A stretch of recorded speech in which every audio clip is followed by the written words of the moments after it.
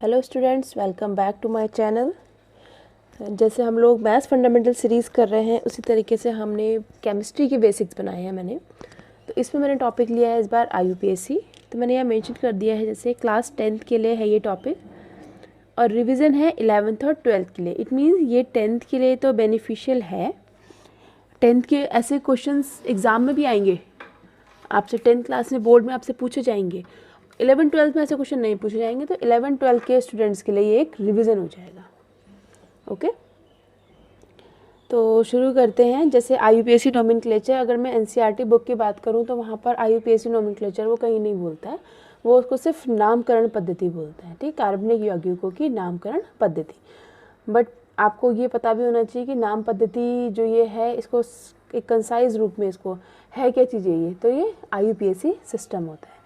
IUPAC की full form क्या है? International union of pure and applied chemistry. ये क्या है? नाम रखने की एक केमिस्ट्री। अप्लाइड के मतलब नाम, जो आपको नाम रखना है, जैसे किसी चीज़ का नाम रखते हैं। अब आप लोकल लैंग्वेज में अलग तरीके से बोलते हैं, ठीक है, मैं उसको अपनी लैंग्वेज में अलग बोलती हूँ। तो एक ऐसा सिस्टम बनाया गया है जहाँ पर उस चीज़ को अप्लाई किया जाए, कुछ रूल्स को अप्लाई किया जाए और उस यौगिक का नाम रखा जाए।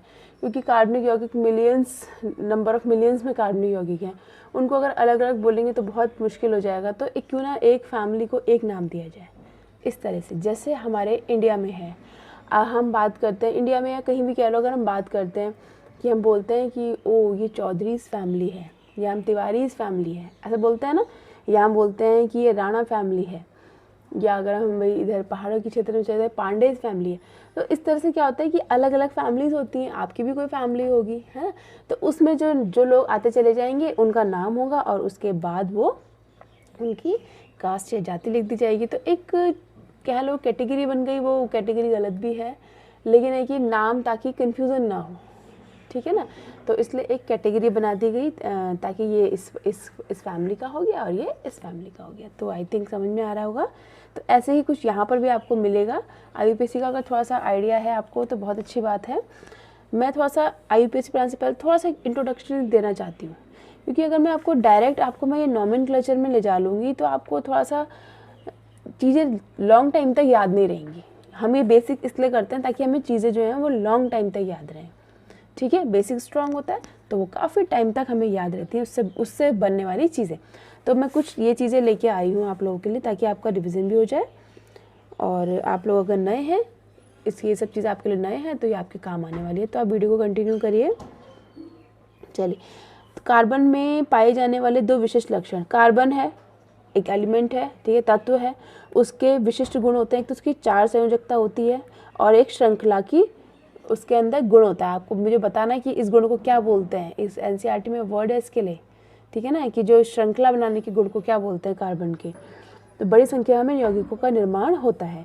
जैसे C था, C के हमने देखे, जो C का जो इसकी संयोजकता 4 होती है, आउटर मोस्ट में 4 होता है, तो हमने 1 2 3 4 कर दिए। या C का कह दो परमाणु क्रमांक 6 होता है तो 2,4 कर दिया, है ना। ये आपको पता है, ये इससे किस तरह से बॉन्डिंग होती है। हाइड्रोजन का 1 होता है आउटर मोस्ट में, या संयोजकता 1 होती है, तो हाइड्रोजन को तो 2 चाहिए पूरा करने के लिए अपना स्ट्रक, अपना जो अपहारिक शेल जो है कंप्लीट करने के लिए। और कार्बन को चाहिए होते हैं 8, तो कार्बन ने इससे ले लिए। तो ये आपका इस तरह से मीथेन का इलेक्ट्रॉनिक बिंदु सूत्र हो गया, इसका नाम है बिंदु सूत्र। और यह है मीथेन की संरचना, और यह है संरचनात्मक सूत्र, ठीक है। तो यहाँ पर कार्बन की 1 2 3 4, तो इस तरह से कार्बन की 4 वैलेंसी जो होती है उसको ये पूरी हाइड्रोजन इसको कंप्लीट करती है।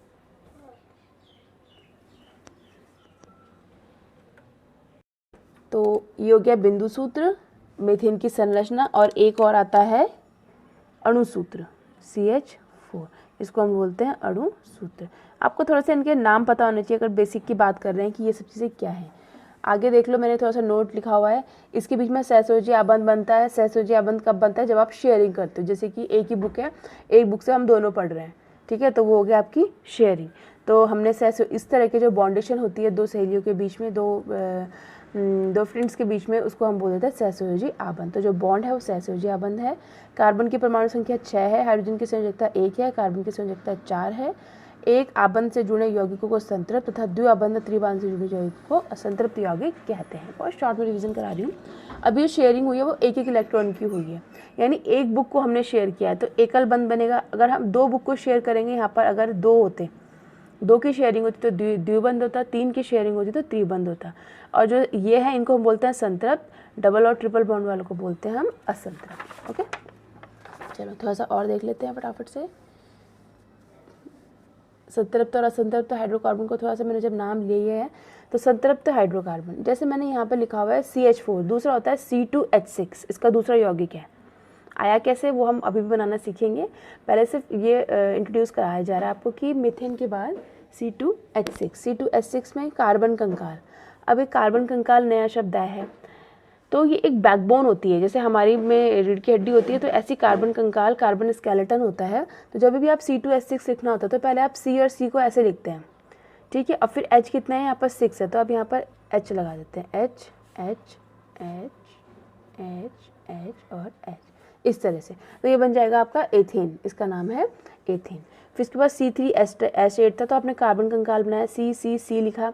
और उसके बाद आपने C की वैलेंसी देखो 4 होनी चाहिए तो 1 2 3 4 पूरी है। इसकी भी देखो 1 2 3 4, इसकी देखो 1 2 3 4। तो यानी ये क्या है, सिंगल बॉन्ड है, एकल बंध है यहाँ पर, और ये हो गया प्रोपेन। अब ये तो संतृप्त थे दोनों क्योंकि एकल बंध था। अब यहाँ पर देखो C2H4, आपने 2 कार्बन लगाया और H आपके पास 4 ही हैं, 1 2 3 4, लेकिन आपने देखा कि कार्बन की तो 1 2 3 ही हो रही है, 4 संयोजकता, तो आप क्या करेंगे, एक बॉन्ड और लगा देंगे, तो ये बन जाएगा आपका एथीन।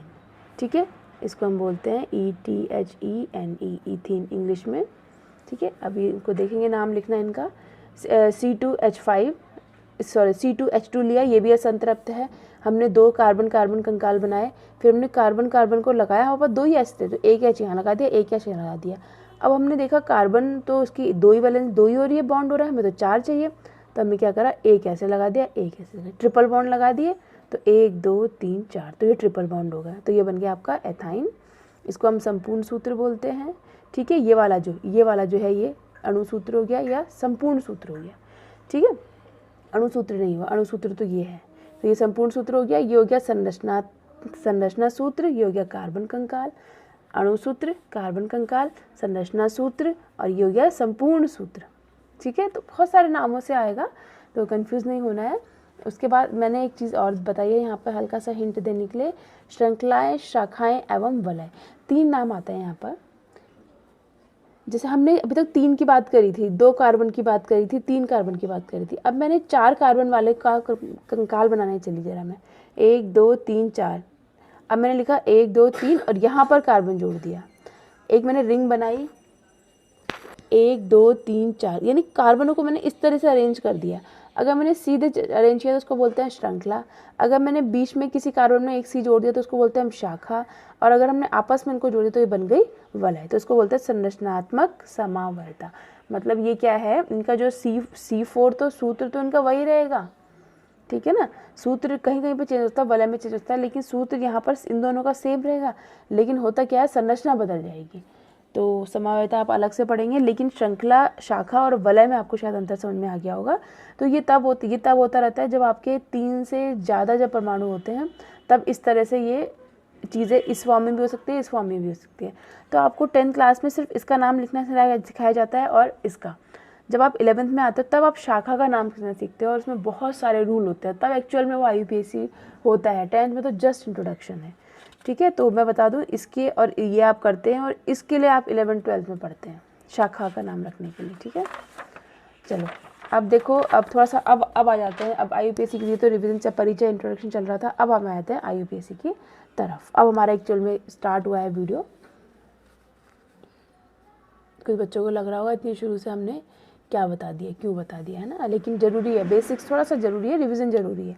कार्बन अपने या दूसरे तत्वों जैसे हाइड्रोजन, ऑक्सीजन, सल्फर, नाइट्रोजन एवं क्लोरीन के साथ सहसंयोजक आबंध बनाता है। कार्बन देखो हाइड्रोजन से तो बनाता है, ऑक्सीजन से भी बनाता है, सल्फर से भी, नाइट्रोजन से भी, क्लोरीन के साथ वह सहसंयोजक बंध बनाता है। सहसंयोजक मतलब शेयरिंग बॉन्ड। हाइड्रोकार्बन श्रृंखला में हाइड्रोजन को प्रतिस्थापित करने वाले तत्वों को विषम परमाणु कहते हैं। अब हाइड्रोजन को जो हटा दे, जिसका जो हाइड्रोजन था उसको हटा दिया आपने, उन तत्व कर जो तत्व होते हैं हाइड्रोजन को प्रतिस्थापित करने वाले तत्व, उनको हम विषम परमाणु कहते हैं। देखेंगे कैसे, जैसे कि चलो फिर बताऊंगी आपको मैं। जैसे कि कार्बन श्रृंखला की लंबाई तथा प्रकृति पर निर्भर न करते हुए विषम परमाणु में यौगिकों को विशिष्ट गुण मिलते हैं। अब कार्बन श्रृंखला कितनी भी लंबी हो, चाहे कैसा भी नेचर हो उसका, लेकिन जो विषम परमाणु होते हैं उनमें विशिष्ट गुण मिलते हैं, फलस्वरूप यह फंक्शनल ग्रुप कहलाते हैं। तो यानी उन फंक्शनल ग्रुप की वजह से उसका एक अलग ही नेचर हो जाता है। ठीक है, जैसे विषम परमाणु है क्लोरीन, ब्रोमीन, ऑक्सीजन, ये विषम परमाणु है। क्लोरीन ब्रोमीन से होगा ये हेलो, तो क्लोरो ब्रोमो आइडो ये बनेगा। इसके प्रकारात्मक समूह का फॉर्मूला है क्लोरीन और ब्रोमीन। ये क्लोरीन और ब्रोमीन क्या करते हैं, हाइड्रोजन परमाणु के प्रतिस्थापी होते हैं। एल्कोहल है, इसका फॉर्मूला है OH, एल्डिहाइड का फॉर्मूला है CHO। अब देखो कार्बन की वैलेंसी 4 होनी चाहिए, तो C एक यहाँ जुड़ जाएगा, एक H के साथ और 2 ऑक्सीजन के साथ। कीटोन CO, ठीक है, O रह गया था। कार्बोक्सिलिक अम्ल हो जाएगा COOH, तो यानी OH के साथ एक बॉन्ड, O के साथ डबल बॉन्ड। O के साथ हमेशा 2 की शेयरिंग होती है ना, तो देखो O के साथ, O के साथ, O के साथ। यहाँ पर है ये हाइड्रोजन परमाणु के प्रतिस्थापी। यहाँ पर क्या होगा, जो हाइड्रोजन है, हाइड्रोजन हट के एक क्लोरीन जुड़ जाएगा। ओके, इस तरह से देखिए ये। जैसे आप ऐसे समझो, जब प्रतिस्थापी की बात कर रही हूँ, जैसे कि मैंने यहाँ पर ऐसे ऐसे ऐसे H H H, यहाँ पर H था, इस H को हटा दिया, इसके जगह मैंने लगा दिया क्लोरीन, तो ये बन जाएगा ऐसे ऐसे ऐसे, ये बन जाएगा क्लोरीन। यानी ये क्लोरीन के साथ शेयरिंग कर लेगा, विषम परमाणु के साथ शेयरिंग कर लेगा हाइड्रोजन की जगह, तो ये बन जाएगा आपका CH3Cl। ठीक है, ये बात कर रहे हैं। तो इस तरह ऐसे जैसे OH है, जैसे कि यहाँ पर आपका ऐसे करके मैंने H बनाया और इसके साथ मैंने जोड़ दिया OH, तो ये बन जाएगा आपका CH3OH। तो इसमें देख लो ना, H को रिप्लेस कर दिया इन्होंने। ठीक है, तो OH ऐसे आ गया, एल्डिहाइड ऐसे आ गया, कीटोन ऐसे आ गया और कार्बोक्सिलिक भी इस तरह से आपको मिल गया। उसके बाद आगे चलते हैं। ये बहुत ध्यान से देखने वाली चीज़ है। जैसे अब रूट्स तो आपको क्लियर नहीं होगा, अगर देखो कहीं पर भी कार्बन श्रृंखला है, ऐसे समझो कार्बन श्रृंखला में एक कार्बन है, अगर जैसे मैंने CH4 में एक ही कार्बन है तो उसका नाम होता है मेथ, इंग्लिश में METH। अगर 2 कार्बन है तो एथ, ETH। 3 कार्बन है तो प्रोप, PROP। 4 कार्बन है तो ब्यूट, ठीक है। 5 है तो पेंट, 6 है तो हेक्स, 7 है तो हेप्ट, 8 है तो ऑक्ट और 9 है तो नॉन और 10 है तो डेक। आपको 10 तक ही देखने हैं, 10 तक ही आपके लिए हैं। अब देख लेते हैं एल्केन का सामान्य सूत्र, एल्कीन का सामान्य सूत्र और अल्काइन का सामान्य सूत्र।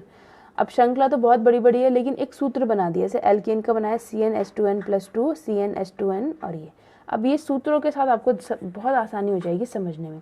ऐसे मैंने एल्केन लिया, एल्कोन को लिखा मैंने CnH2n+2, या आप रट लो सूत्र, कुछ तो रटना ही पड़ेगा, ठीक है। तो मैंने n=1 रखा, तो C1H2 × 1, 2 × 1+2, तो ये बना CH4। तो पहला हो गया इसका CH4। अब नाम कैसे रखेंगे, एक कार्बन है, कितने कार्बन है, एक कार्बन है, तो यहाँ आ जाएगा मेथ, तो आप लिखो मेथ। और कभी भी एल्केन होगा तो उसका जो अनुलग्न होगा वो होगा एन, तो बन गया संधि विच्छेद हो गया मेथ प्लस एन, जिसको बोलेंगे मेथेन, तो ये बन गया मीथेन, ठीक है। तो ये आपका मेथेन हो गया, ये आपको समझ में आया। अब दूसरा बनाते हैं, दूसरा एलिमेंट C2 रखेंगे, n=2, 2 2 जो 4 + 2 यानी 6, यानी C2H6। तो इसका नाम क्या रखूँगी मैं, 2 कार्बन है तो मैं इसको रखूँगी एथ प्लस एन, तो इसका नाम हो जाएगा एथेन। समझ में आ रहा है, तो उसको हम इंग्लिश में बोलेंगे ETHANE। आपको इसके बाद ANE लगाना है, अनुलग्न। एल्कीन में आपको ENE लगाना है और एल्काइन में आपको YNE लगाना है। तो यानी बिस्ट लगाना है, राणा लगाना है कि तिवारी लगाना है, क्या लगाना है, ठीक है। अब नेक्स्ट बनाते हैं। अब C1 रखा था, C2 अब C3 रखो, C3 3 2 जा 6 + 2 यानी 8, इसका नाम क्या होगा, C3H8 का नाम बताओ जरा, C3 कितना है यहाँ पर, प्रोप, आप बोलेंगे प्रोप, एन लिखना है ना तो प्रोपेन। और इसका नाम मुझे कमेंट में बताओ। C4, अच्छा ये बताओ क्या होगा, C4, 4 2 जा 8 और +2 10, C4H10, इसका नाम बता दो जरा क्या होगा, कमेंट में लिख के बताओ मुझे, ठीक है। अब दूसरा ऐसी फॉर्मूला है, दूसरा है एल्कीन का सामान्य सूत्र, CnH2n। तो n = 1 से स्टार्ट नहीं होगा, n = 2 से स्टार्ट होगा, क्योंकि डबल बॉन्ड है यहाँ पर। तो तो हमने n = 2 रखा है यहाँ पर, तो n = 2 रखा तो H = 2 2 जा 4, एथीन, प्रोपीन, इसका नाम रख लो ये इसका नाम हो गया प्रोपीन। प्रोप क्यों, क्योंकि भाई 3 है, प्रोपीन। 3 2 जा 6, C4, इसको बनाते हैं C4H4 रखेंगे यहाँ पर, तो जगह 8 और ये बनेगा आपका ब्यूटीन, इंग्लिश में हम बोलेंगे BUTENE। ओके, अब जरा ये बना लेते हैं C5H10, जस्ट डबल करना है, CN का 2N डबल, इसको डबल करके 2 जोड़ देना है, 3 दूनी 6 7 8, 2 दूनी 4 5 6, 2 जोड़ देना, दुगना करके 2 जोड़ देना, तो ये हो जाएगा आपका पेंटीन, शैम्पू पेंटीन, ठीक है, इस तरह से। अब दूसरा देख लेते हैं आपका एल्काइन है। एल्काइन में कैसे होता है, एल्काइन का तो CN2N, यानी पहले तो दुगना करो, दुगने में से 2 घटा दो, पहले तो मतलब कोई भी संख्या लिखो उसका दुगना करो, संख्या लिखी 2 का दुगना किया आपने, 2 दूनी 4 और उसमें से 2 घटा दिया तो ये बन गया 2, तो C2H2, तो ये बन जाएगा आपका इथाइन, इथ और वाई यानी, और यहाँ पर C3, ठीक है। तो अगर मैं इसकी बात करूँ यहाँ पर, अगर मैं आपको थोड़ा सा स्ट्रक्चर की बात करूँ इनके एल्कीन के, जैसे यहाँ पर है, यहाँ पर देखिए, यहाँ पर है C2H6, तो C, आपने C पहले इसका स्केलेटन बनाया, फिर H देखिए 6 है, तो एक पहले से हो सकता है इनकी पूरी करने के लिए यहाँ पर H लगा दिया, ये लगा दिया, ये लगा दिया, ये और ये, इसका नाम हो गया एथेन, ठीक है, सिंपल सा नाम हो गया इसका। उसके बाद आपने इसी में ही दूसरा एग्जांपल लिया था C2H2, तो इसकी वैलेंसी आपने CC बनाया, अब एक H यहाँ लगा दिया, एक H यहाँ लगा दिया, कार्बन की पूरी करनी है तो 1 और 2 हो गए, और यहाँ पर हमने ट्रिपल बॉन्ड लगा दिया, इसका नाम होगा ETHYNE, एथाइन। ओके, तो ये है इस तरह से। चलिए अब आ जाते हैं इस वाली टेबल पे, अपनी जो फाइनल टेबल है। जैसे यहाँ पर प्रकारात्मक समूह है आपका हेलोजन, पूर्व लग्न है इसमें यहाँ देखो पूर्व लग्न अनुलग्न होंगे, तो आपको अनुलग्न ही फोकस करने हैं ज़्यादा, सिर्फ इसी का पूर्व लग्न याद करना है 10th क्लास में। 11th 12th में बहुत सा और भी होंगे, पूर्व लग्न भी होगा, साथ साथ अनुलग्न भी होगा, दोनों ही आपको याद करने हैं 11th 12th में, ठीक है। तो हेलोजन है जैसे, तो पूर्व लग्न है क्लोरो, ब्रोमो, आइडो आदि। जैसे ये है, देखो इसका नाम रखते हैं, एक तो ये सिंगल बॉन्ड है, कहीं भी डबल बॉन्ड नहीं है, तो एन होगा, 1 2 3 कार्बन है तो प्रोपेन तो हो गया, और क्लोरीन है तो chloro propane, bromo pentane, आइडो pentane, कुछ भी हो सकता है। अब एल्कोहल में आपको जो पीछे से जो कास्ट समझ लो लगानी है, वो लगानी है ऑल। जैसे ये है 1 2 3 का मतलब प्रोप, फिर एन, आप लिखोगे propane, ANE, prop ANE, फिर ई हट जाएगा तो ई कट के आपका आ जाएगा ऑल, तो ये बनेगा प्रोपेनॉल। ऐसे आप लिखोगे इथेन, 1 2 ETHANE, इथेन, इंग्लिश में आपको आई थिंक ज़्यादा समझ में आएगा। पहले आप लिखोगे इथ, फिर लिखोगे एन क्योंकि सिंगल बॉन्ड है, इथेन, और फिर OH है तो लिख दोगे आप ऑल, तो बन जाएगा ये एथेनॉल। ऐसे सेम एल्डिहाइड का देख लो, अनुलग्न इसका ऑल, अल, ओन, ओइक, बस 4 ही आपको याद करना है 10th में। प्रोपेनल, तो यहाँ पर देख लो आप C 3 लिखे हुए हैं, तो 1 2 3 कार्बन, तो प्रोपेन, 3 कार्बन हो गया प्रोपेन, तो ई हट के लग जाएगा AL, तो ये बन जाएगा ई लगना था तो यहाँ पे लग जाएगा प्रोपेनल, इस तरह से। पेंटेनल, CHO, या तो इस तरह से दिया रहेगा CHO, या आपको पहचानना है CHO। उसके बाद है आपका ओन की पहचान क्या होगी, C डबल बॉन्ड O, तो इसमें 1 2 3 4, तो ये ब्यूट बना, ब्यूटेन लिखना है, फिर ऐसे आपका होगा ओन, तो उसमें डबल बॉन्ड हो तो 1 2 3 ब्यूटेनॉन हो गया। इस तरह से पेंट 1 2 3 4 5, तो ये पेंट हो जाएगा पेंटेन और ऑल ओन पेंटेनोन, ठीक है ना, ऑल नहीं होगा पेंटेनोन। ऐसे होगा आपका अनुलग्न इसका ओइक एसिड, तो आपका होगा 1 2 3 प्रोपेनोइक अम्ल। तो आप इसको कैसे लिखेंगे, PROP प्रोप एन प्रोपेनोइक, इस तरह से प्रोप लिखना था, फिर एन पूरा लिखना था, ई हट के प्रोपेनोइक।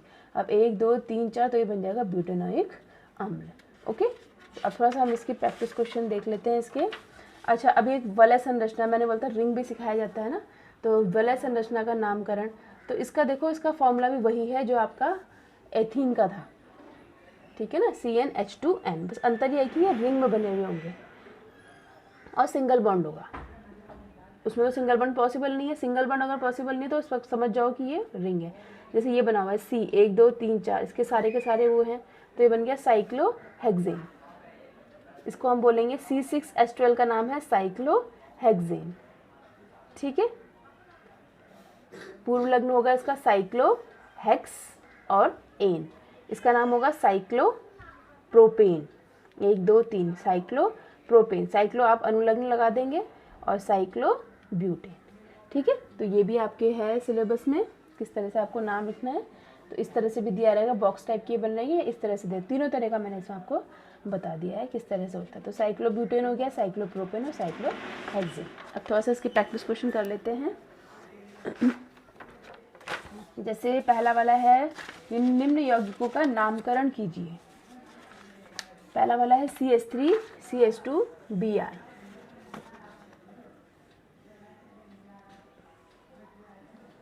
ब्रोमो एथेन 1 2, मेथेनल, एक कार्बन है तो मेथेनल, ये देखो 1 2 2 कार्बन है, सिंगल बॉन्ड है, तो उसका नाम होगा, कितना सिंपल रखा है देखो, एथेन।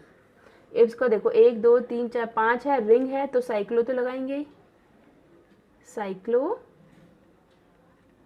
पेंट, और सिंगल बॉन्ड है तो पेंटेन, साइक्लोपेंटेन। अब ये देख लेते हैं 1 2 3, 3 की जगह हम लिखते हैं प्रोप, ठीक है, सिंगल बॉन्ड है प्रोपेनॉल, अल्कोहल है ना, यहाँ पर कौन है, कीटोन है, तो कीटोन को हम क्या बोलते हैं, नोन। 1 2 3 4 तो ब्यूटेनोन, ओके। अब यहाँ पर देख लेते हैं 1 2 2 कार्बन है तो मतलब एथेनॉल, इसका नाम होगा 1 2 3, तो इसका नाम होगा प्रोपेनॉल, इसका होगा 1 2 3 प्रोपीन, डबल बॉन्ड है ना, कितना मजा आता है इनका नाम लिखने में। 1 2 3 4, तो इसका नाम होगा ब्यूटीन, ओके।